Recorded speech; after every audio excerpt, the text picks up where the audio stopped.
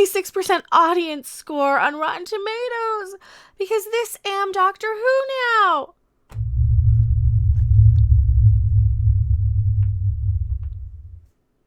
Hello everyone, I am Becca Random 42, the one, the only, the original, your favorite YouTube harpy. And yeah, Doctor Who series 12, season 12 has begun, and yeah, nobody's liking this one anymore. Probably about the same few handful of people who just love it because it's Doctor Who, and that's great. Please enjoy it. Please do not let my opinion of it ruin yours, because if you enjoy it, I'm happy you enjoy it. Just let me do my thing and raise the standard for the rest of us, okay? Okay, so now we got that out of the way. A whole whopping 234 users have decided to rate the new season of Doctor Who, and it's not good. 39 critics are liking it enough because, of course, it's diverse and etc. etc. This is really fascinating, though. Let's get into the audience scores here. So, lame, more PC culture ruining good things. Yeah, running. They're just running around the whole thing. It's Doctor Who, though. They run a lot. And she runs around doing weird, it's scrunch face, this series. I don't know why she has to do the face, but it's like a drinking game. You know, you gotta play she doing the face. Take a shot. No, don't, because you might die. Don't do that. That's a bad idea. Not far in episode 1, we already get a male-bashing statement from Jodie's doctor when she responds to a character stating that he always thought the doctor was a man. Jodie's doctor responds, "I've had an upgrade." Yay! Yeah. This shows that the writers have not learned their lesson from the low ratings of last season, and that they continue to insult their male viewers and also the intelligence of any female viewer who is not a misandrist, i.e. most of the population. You know, the isms go both ways, and it's just as wrong to bash the guys as it is the gals, right? Because here's the thing, I agree. See, if we're going back to this men and bad thing, then I'm gonna go back to wolf whistling at ladies and saying, hey, take off your clothes, take off your top, because, you know, why not, right? Why not? Might as well have some fun with this world while we're on it, right? The show should not be shown to the little ones, and neither is mine, because YouTube will be collecting your data whether you know that or not. And even though I'm under the assumption that all of my stuff isn't monetized, YouTube still is collecting data whether you're watching their thing or not, blah, blah, blah, blah, blah, copa, blah. So, no cookies, no one under 18, etc., blah, blah, blah. Due to its ism, and self-respecting men should not watch it, and intelligent females who do not hate men should not watch it. I will upgrade my life by not wasting my time watching this male bash. Is this a woman? This is probably a woman who wrote this review, isn't it? Oh no, it's a guy. Kevin M wrote it. See, here now I squished off their names here. This is just fascinating. That's pretty much a good assessment. Oh, he likes the Master, though. A great acting job by an actor in a horrible show does not make it a good show for the Master. Here's my problem with the Master, though. He doesn't command presence very well. He reminds me of like a background extra on the show who like gets killed halfway through an episode. Or not even extra, just somebody with a few lines of dialogue. He doesn't have the presence to really command authority. Neither does Jodie Whittaker's doctor. You need you need a couple of good booming voiced or at least very charismatic actors to play these things in a certain way. Charismatic too. Now Jodie Whittaker, she is perfectly charismatic. She is just not the authoritative charismatic. You know, she's not somebody you're like, oh, this is the person in charge. You know, she's not like a natural born leader type. She's sweet and charming, but not a natural born leader type, and that's my problem.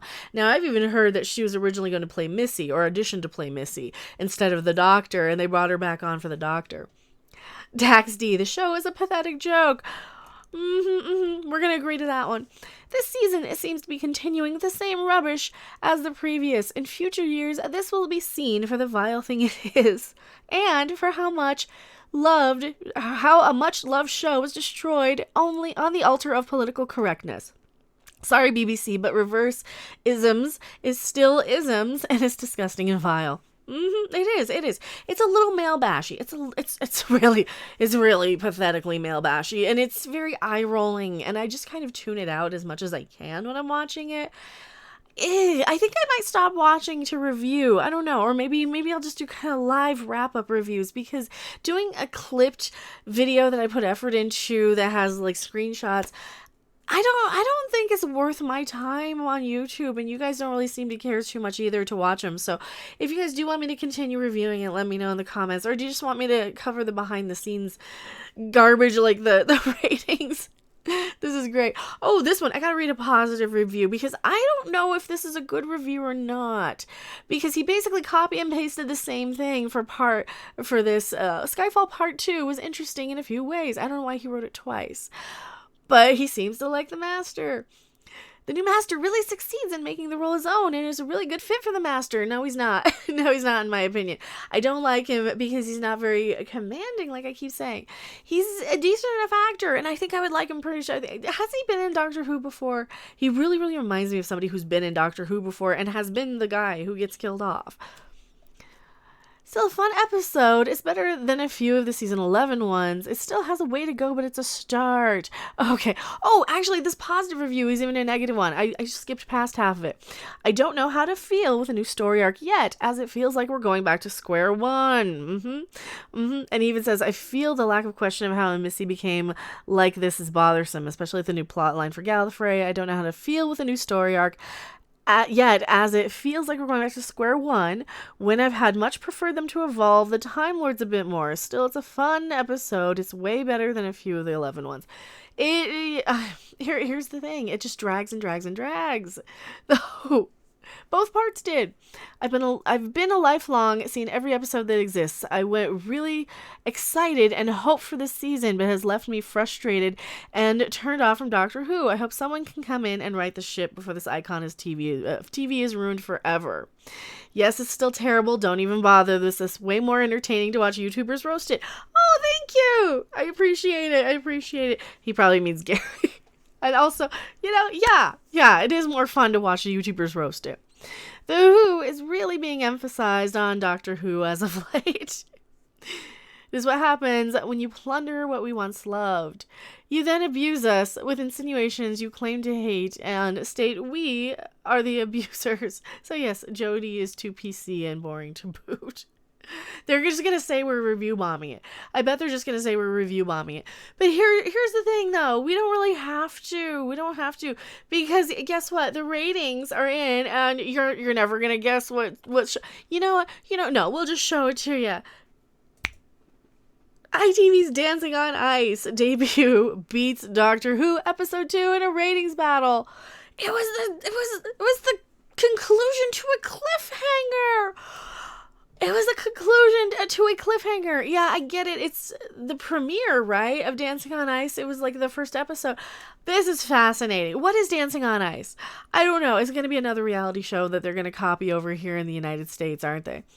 The second part of Doctor Who's Series 12 opener might have gone down well enough with critics, but it failed to attract a sizable audience, drawing in just 4.6 million viewers. Yeah, we've already seen. It's already dropped millions and millions of viewers.